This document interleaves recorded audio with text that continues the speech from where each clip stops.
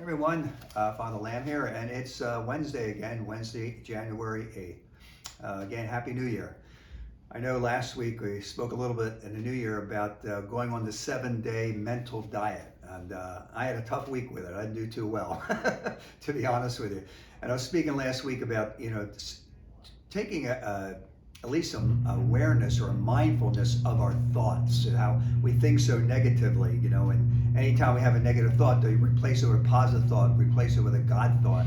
And I learned this past week, again, something I already know, where is at least in my head, I complain a lot, a lot. And things go wrong and my head's just complaining and complaining and complaining. And I'm also learning with this is to make a decision every day to trust God. To me, like, trust builds in our relationships, through, how we treat each other. So, for example, we just get to know each other, and I don't really know you too well, you don't know me, and you tell me I'll meet at 1 o'clock on Tuesday, and Tuesday at 1 o'clock you show up. I'm like, oh, okay, you showed up, I can trust you. And we develop trust over time with each other in our relationships. And that's why it's so hard when someone breaks trust, But our relationship with God's the same thing. The trust develops over time.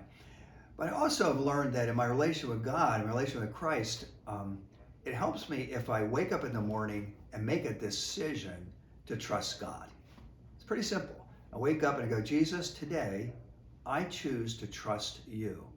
And when I do that, I feel peace come actually into my body. I'm going to trust you. And then during the day, I have to remind myself of that. As things go wrong, you have the struggles of the day, Jesus, I trust in you. That's that beautiful phrase coming from Faustina, from the mosaic that we have in our church here at Queenship, the Divine Mercy image, Jesus, I trust in you. So life goes easier if we make a decision to trust Jesus. And that's been helping me in the midst of this 7-day mental diet. Anyway, this week, you ever have that time where you get a hold of a book that you really like? Well, I read a book this week that I just thoroughly enjoyed, and I'm going to just share it with you. And it's about a woman named Sister Deirdre Byrne. Maybe you've heard about her. And Sister Deirdre Byrne, prayed the prayer invocation at the Republican National Convention back in 2020. That's when she became more publicly known. Her book is entitled Sister, Soldier, and Surgeon. She is a religious, she is a colonel in the Army, and she's also a very proficient surgeon. Her story is incredible. Once I started reading this, I couldn't put it down. I really, any of you like to read, would like to just encourage you to get a copy of the book and to read it. Just a phenomenal person. What I loved about her, I had a lot of connections with her because she's from a large family. There's 8 kids in the family she was part of, 9 in my family. She has a brother who's a priest, now a bishop. She's a sister. I had a sister who's a sister, and I'm a priest, obviously. So I had that kind of family thing, but just the way that she was just so loyal to her faith. And she isn't afraid, she's still alive.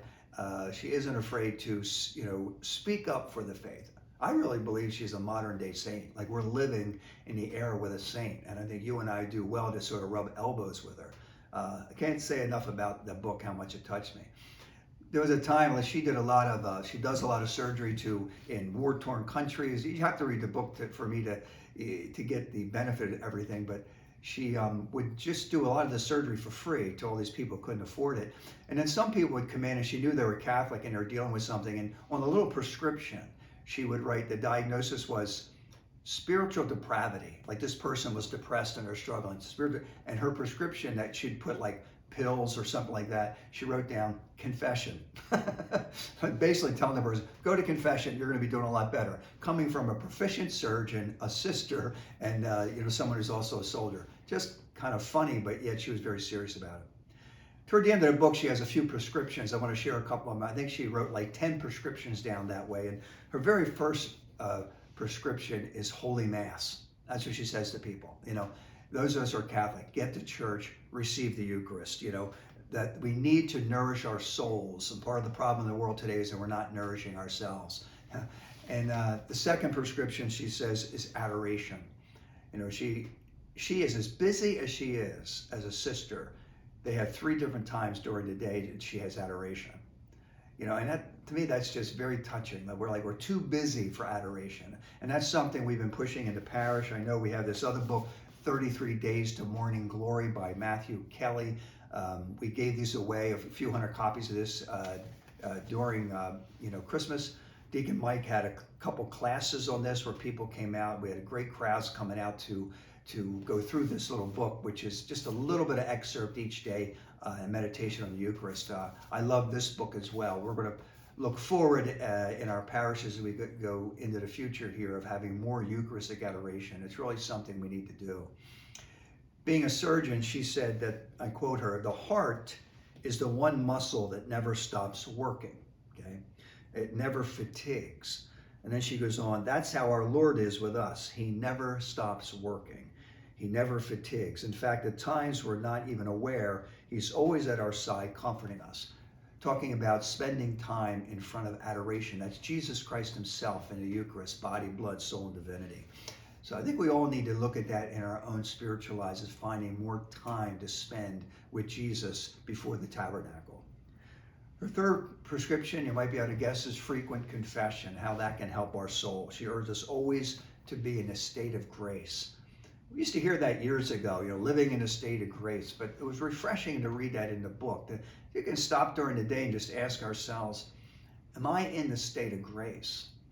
Maybe that's why we're all yelling and screaming at each other all the time. And social media is we're just not living in a state of grace, And then her fourth prescription is always listen to your mother. Our moms always know best. And I think of some of the sayings of my mother, but then she ties it in with the rosary and how the rosary is a great weapon of prayer. And she really gets down to it, which is something I've said many, many times, that the battle in our world is really between, God and the devil. And prayer is the antidote. And we don't always see that. And so in social media, we're all screaming at each other. But the battle isn't between, as I've said so many times, conservatives and Republicans, or conservatives and liberals, Republicans and Democrats. That's not the issue. The issue is between the devil and God. And until we see that, we're always going to give power to the devil, because you and I are just like in our culture, just yelling and screaming, pointing the finger, and the devil's over on the side laughing at us like, I got you. We need to be people of prayer, and the rosary is a great way for us to remain in God's grace and the state of grace. So listen to your mother. Prescription 5, catechize your children well. We need to teach our children. She says especially about pro-life, that there's the beauty of life in the moment of conception to our last breath. And she has spoken out many times again at the American Medical Association against abortion and euthanasia. And she does this with such dignity. She's intelligent, she's brilliant, she knows medicine. At the same time, she's a woman of faith, and she just makes a whole lot of sense. And I just love what she says about these things. And she's about strengthening family life and nurturing vocations. She talks about the daily Eucharist, how her parents, as busy as they were, her dad was a surgeon, as busy as her mom and dad were, they went to Mass every day and received the Eucharist. And sometimes we take that for granted, and I think we need to relook at that of, am I really getting the nourishment I need from the Eucharist? And how many people in our culture, in our church right now, have gotten away from Mass? And really, even since I think, sadly, since COVID, many good Catholics who used to come to Mass aren't coming anymore. And this is not a good thing. And I just challenge you, if you've gotten away from Mass, it's time to get back. Unless you are, unable to get to church because of physical problems, if you are able to get to church, it doesn't count to just watch it on YouTube. You need to get to Mass and receive the Eucharist, because this is the lifeblood inside us. And to deprive ourselves of that, and we don't have that strength to go on, no wonder so many people are struggling spiritually in our culture. And her next prescription is take Christ into the public square. We need to bring Jesus out there. She always talks about love and compassion, not yelling and screaming at each other. And so I just urge you to get a copy of this book. If you like to read, Sister, Soldier, and Surgeon, it's a phenomenal book. It's touched my heart very deeply, and I'm still going to be going through it again just to allow it to continue to speak to my heart. And maybe just to kind of sum this up, let's go back to what I said in the very beginning. Every day that you and I wake up is a day for us to make a choice to trust God. And if we don't trust God, we're going to go down the other road, and we're going to be following the evil one. and we're going to wonder why. Why is life so hard? Why is it so difficult? Why are people all, doing all these bad things? We have to come back to having a deep relationship with God.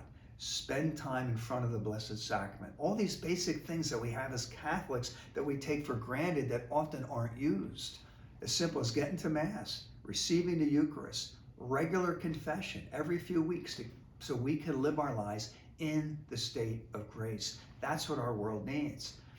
And when I get into the presence of a woman like Sister Dee Dee Byrne, and I just read about her life, it inspires me to be a better person, a better Catholic, a better priest. I've never met the woman. I feel like she's my friend. It's like incredible.